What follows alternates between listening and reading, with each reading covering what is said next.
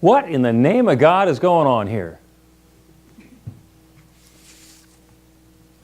Now, usually when you hear something like that, there's the defensive response, like, whoa, whoa, whoa, whoa, whoa. Somebody's now challenging me for what I've been up to. But think about the words. What in the name of God is going on here?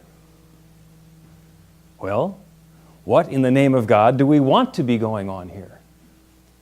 It's actually an invitation.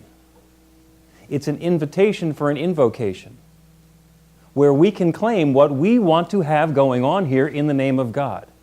And in the name of God means taking that same creative power that creates everything and using that to create our next experience. So when somebody says something to the effect of, what in the name of God is going on here? It means you get to choose, because they don't know. Now, a lot of times there's a suspicion that they know what's going on and they're just trying to point a finger. But you don't have to take it that way, because we're always a choice. We always have the opportunity, even when it seems really dark and really challenging, like when somebody's saying something like that to us. There's an opening. There's an opportunity. The talk today is called Be the Light.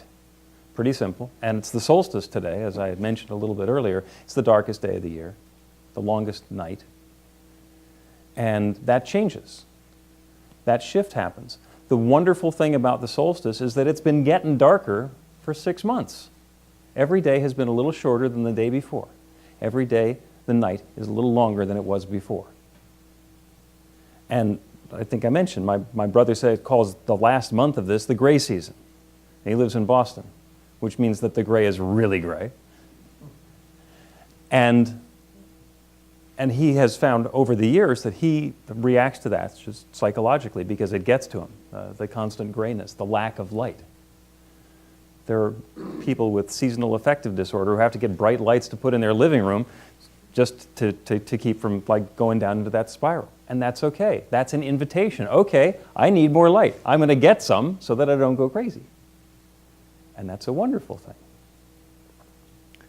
So we have this moment now where we've got this balance point. The dark is getting as dark as it's going to get.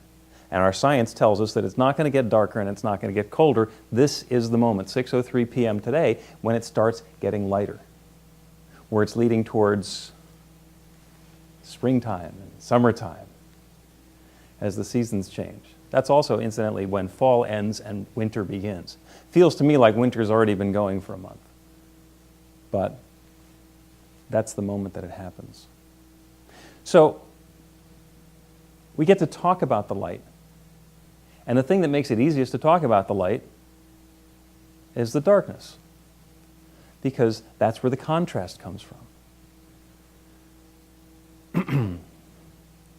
I went to Ecclesia with Reverend Retta on Friday evening, and she was talking about darkness. This time of year she likes to talk about the darkness because she likes to dive into what's challenging for us. And what came up for me is that there's a darkness, there's a fear.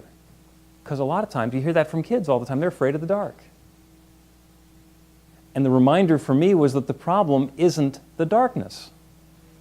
And the problem is the fear. What we're dealing with is the fear. We can cope with the darkness, it's just what is. We can bring light into that, we can enjoy the fact that it's dark. There are some people who can't go to sleep with the lights on. Cool. And so isn't it wonderful that they can have darkness so that they can sleep? And in any situation where there's darkness, we can settle into the comfort of the darkness, or we can bring the light into the darkness, or we can, in other ways, accommodate it. It's that fear. You know, if you're walking around in a darkened basement, you can't see anything, and there's a big cinder block on the floor, there's that fear, that concern that you're going to bump into the cinder block. Well, that's what happens to us metaphorically, is we're wandering around, there's some darkness, and we're afraid of the blocks. We keep stumbling into the blocks and we get hurt by the blocks. And then it becomes about the entire experience. Oh, well, I don't have more light in my life, so I can't do this and I can't do that. And it becomes a chain of reasons why it's not happening. And they're very real. All of those experiences that we have, all of those things that are going on in our lives, they're very real. The challenges that we have and the way that we surmount the challenges and the successes that we have, those are all very real. But we don't need to be afraid of the process. We can. There's some things that are really good to be afraid of.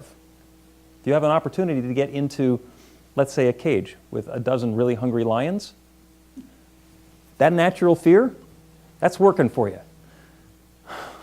There are other areas where you don't need to have the fear, where you can take that as an indicator that you want to do something different and bring some light in to the situation. And the big point, the big reminder that I get at the solstice is that even when it's been getting darker and darker and darker, there is a turning point. Today, in the physical world, is the turning point, and we always get to have that same turning point where we have that shift from things heading down, getting dark, being a problem, and we get to come back up. We get to come back up out of it.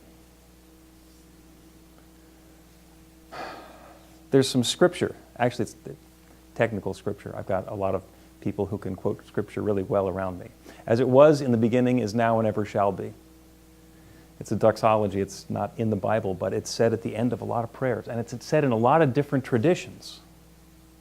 As it was in the beginning, is now, and ever shall be. And it talks about the eternality of that creative process in the universe. And then how does Genesis start? Old Testament, first book of the Bible. In the beginning, there was darkness. So, do me the slight favor of connecting those two together. As it was in the beginning, is now, and ever shall be. In the beginning was darkness. And the infinite said, let there be light.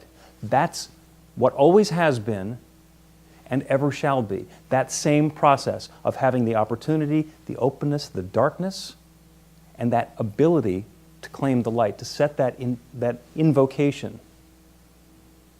Let there be light. Let there be good. Let there be joy. Let there be a high-paying job. Let there be the relationship that I'm looking for. Let there be a parking space. Whatever there's going to be. And it's not like we're going to run the tank dry on the good that we can claim. As it was in the beginning, is now, and ever shall be.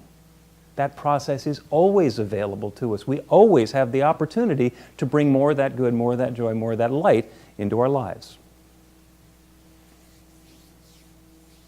Whatever you're looking to have in your life, let there be light. Whatever that light means to you, let there be light. And if you're in the situation where there's darkness around you, there's an opportunity and a gift. It's giving you some contrast. I'll tell you a story. I've been a scuba diver for a long time. Don't do it a lot since I moved out of Florida because scuba diving in New Jersey is not that pleasant. The beautiful coral reefs, the warm water, not so much off the Jersey shore. But it's great in Fort Lauderdale, and it's wonderful in the Keys, and it's great in Cozumel. And I've been thinking about scuba diving because the affiliated New Thought network that we're part of is having their annual conference in April on a cruise ship that's going to Cozumel. So I'm now talking to my dive buddies about borrowing their equipment because mine is all completely obsolete from, it was all manufactured in a year that began with a 1. So it's been a while. But I was recalling when I was diving a lot, and I lived in Florida, the first time that I went in the water, I was just terrified that I was going to get bitten by a shark as soon as I dipped my toe in the water, because there's that fear. And then I did it, and Irv's a scuba diver, he knows the sharks are just not that interested in us. And I got to the comfort level with that, and then I started doing night diving, which is where you take all the same gear, but you take lights, you go out, you're on the reef and whatever you're doing at night, which changes it completely. And one of the most amazing experiences I had was we went night diving and we turned off the lights. Now, for somebody who was convinced that the shark was going to come and grab me broad daylight, when I'm in 12 feet of water, going out and turning all the lights out seemed insane. But it turns out that when I had the light turned on, I could see something very clearly right in front of me. And I could point the light that way, and I could point the light this way. And it was wonderful because it gave me focus. It let me look really closely at one thing. And the magic of the night diving was that in the daytime there's this huge coral reef, and it's all very distracting. Night diving goes down to being just this.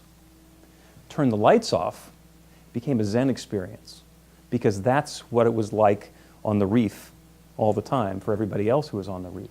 And it turns out that there's enough light that comes in from the moonlight, that comes in from the phosphorescence of the stuff that's down there anyway, that it's not blindness. It opens up all this possibility. And just knowing that I can turn my light back on and see something specific, or I can leave it off and allow my vision to adjust so that I become aware of so much more that's going on around me.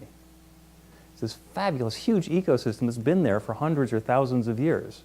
And it's a really powerful experience. It was for me. And becoming aware of the nooks and crannies where the fish were. It's not like the fish were doing something different when we were scuba diving there. They were just doing what they were doing. We just got the opportunity to go look. It's a different way of experiencing that.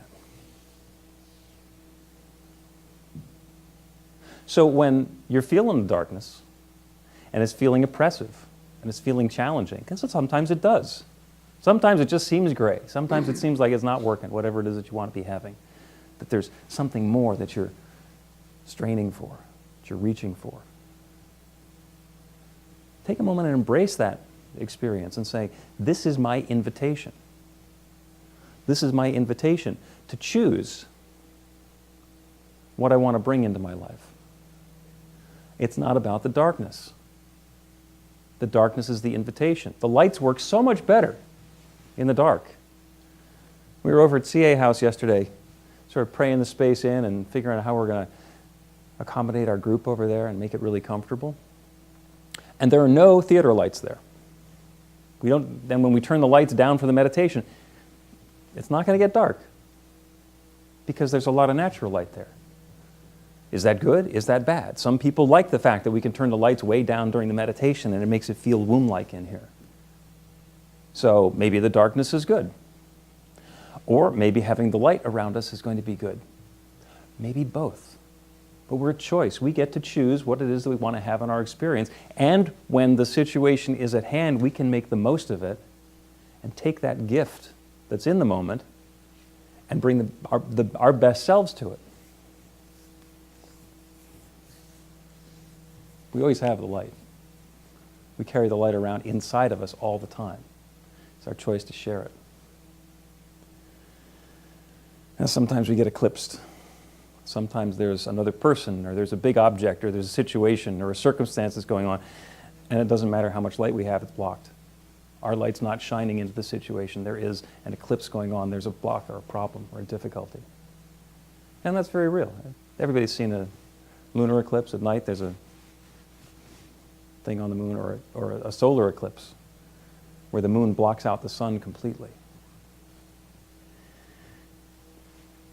And in the same way that on the solstice we're experiencing that maximum darkness, that's what's happening during the eclipse.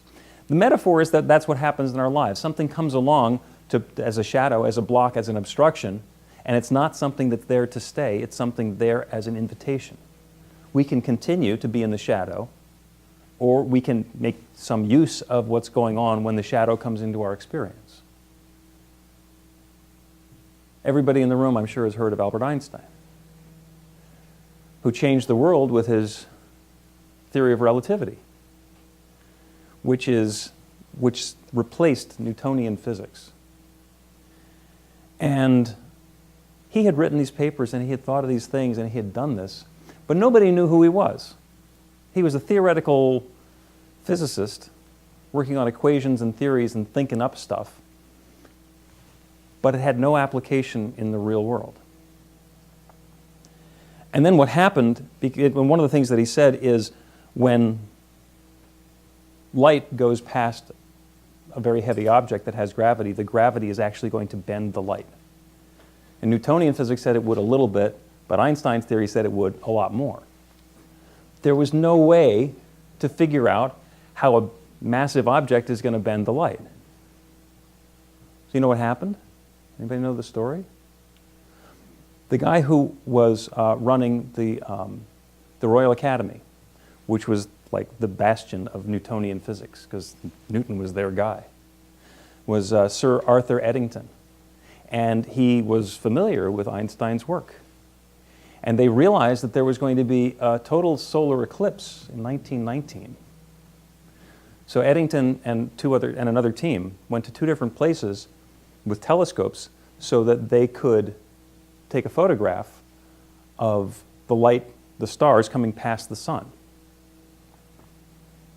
And because of the eclipse, they'd be able to see the stars because it was going to block out the sun. Normally, you look up at the stars and you wouldn't be able to see anything because it was too bright. Prior to doing this, they went and took a picture of the star cluster that was going to get blocked out without having the sun in the way. And when they compared the 2 photographs, the images of the stars shifted. So it showed them that with the sun there, it was actually bending the light. And that proved that Einstein was right. And as soon as Sir Arthur Eddington said, Einstein's right, he became world famous. The eclipse was what made him shine. Now, I'm not saying that everybody has to come up with a theory of relativity and have somebody in England prove that you're correct. I'm just saying that you can. That whatever your personal situation happens to be, whatever your personal darkness happens to be, whatever the eclipse happens to be, there's an opportunity to use that as a way to let your light shine, to let your gifts come, to decide what it is that you want to create in your life. What in God's name is going on here? My light is shining. So choose how your light's shining this week. As the sun comes back, as the light comes back, as we go into the season of longer days and shorter nights, bring that gift with you because you deserve it. You are special. You are wonderful. And I am grateful for you. So it is. Thank you.